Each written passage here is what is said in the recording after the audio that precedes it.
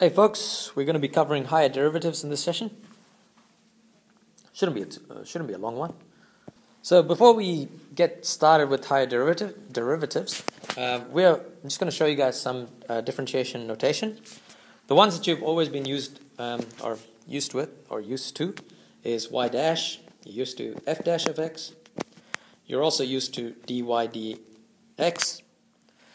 Now, unfortunately, forgive me, I do not know how to pronounce this properly, but the dy dx notation is actually known as the Leibniz notation. Not really sure how to pronounce that one. I do apologize for that. But as long as you know what dy dx is, that's the most important thing, I guess. Okay, so what we do know that is that these things are all known as the first derivatives. So here we go. 3 different notations. Now, with higher derivatives, the notation is going to change. I'm going to show you guys how that works.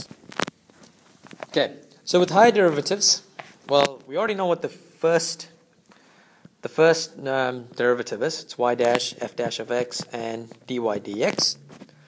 Now the second one, you might have used it last year. The second derivative, where it's y double dash, f double dash of x, and this one is written as d squared y dx squared. I might actually be pronouncing it wrong, but that's the way you write it. It's known as the second derivative. The third derivative, nothing changes. I mean, your y, it's going to become triple dash, and it's f triple dash of x.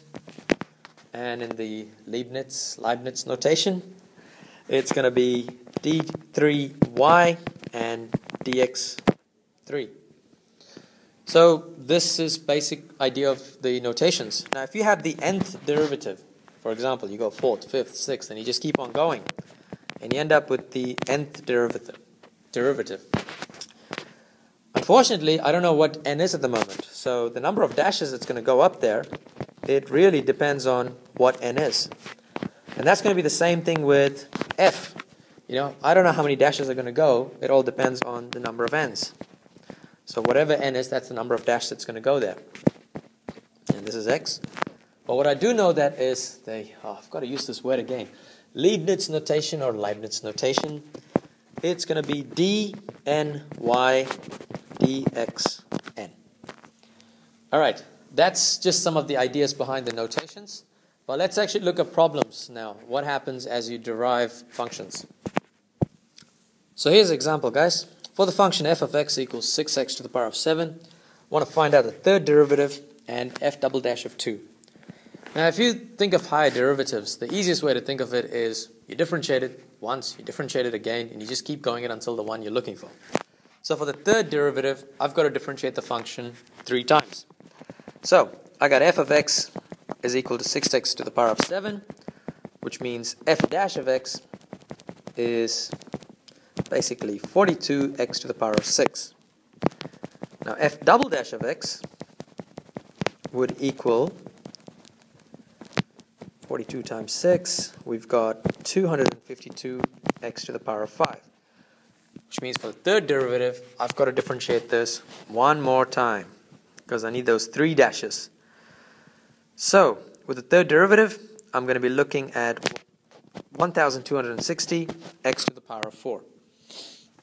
So that's what the third derivative is for this particular function. Now, I want to figure out what f double dash of 2 is. So the first thing I need to know is what f double dash of x is. Thankfully, I've worked it before in the previous, on the left-hand side. And I can see that it's 252 x to the power of 5. So now, it's just a matter of substituting the x in. So we have f double dash of 2 is 252 multiplied by 2 to the power of 5. And that equals 8,064. Okay, that's basically a couple of the concepts with higher derivatives. Now the one more thing that I'm going to look at is the nth derivative in terms of a function. I want to show you guys in that next slide. So here's the question. I want to find the nth derivative for the function f of x equals e to the power of 2x. What I'm going to do is I'm going to work out a couple of these derivatives and then see if there's a pattern that's going to happen. So f of x is e to the power of 2x. Now I know that means f dash of x would be e to the power of 2x multiplied by the differentiation of the exponent itself, which is 2. So I've got 2e to the power of 2x, which means f double dash of x is equal to the differentiation of f dash of x.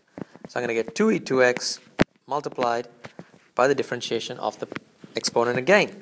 So in this case, I can rewrite this as 4e to x.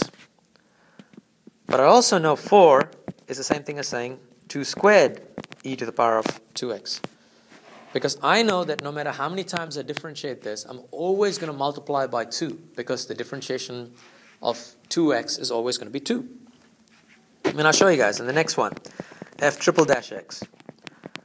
I'm going to end up with 2 squared e to the power of 2x multiplied by the differentiation of 2x, which is once again 2. And which means I could rearrange this as 2 cubed e to the power of 2x. Now you can kind of start seeing a pattern here, all right? Because for the first derivative, I have 2 to the power of 1. For the second derivative, I have 2 to the power of 2. For the third derivative, I have 2 to the power of 3, which means for the nth derivative, I should be looking at 2 to the power of n multiplied by e to the power of 2x. Now guys, this is just one example for nth derivative of a function.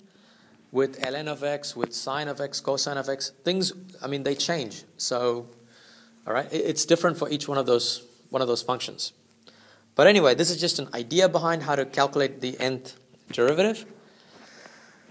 Okay, I think that's pretty much it for this session. So we covered higher derivatives. We covered, it basically just means just differentiating it until whatever derivative that they're asking for. And we also covered the nth derivative as well. Okay, that's it for this session, guys. Thank you for watching.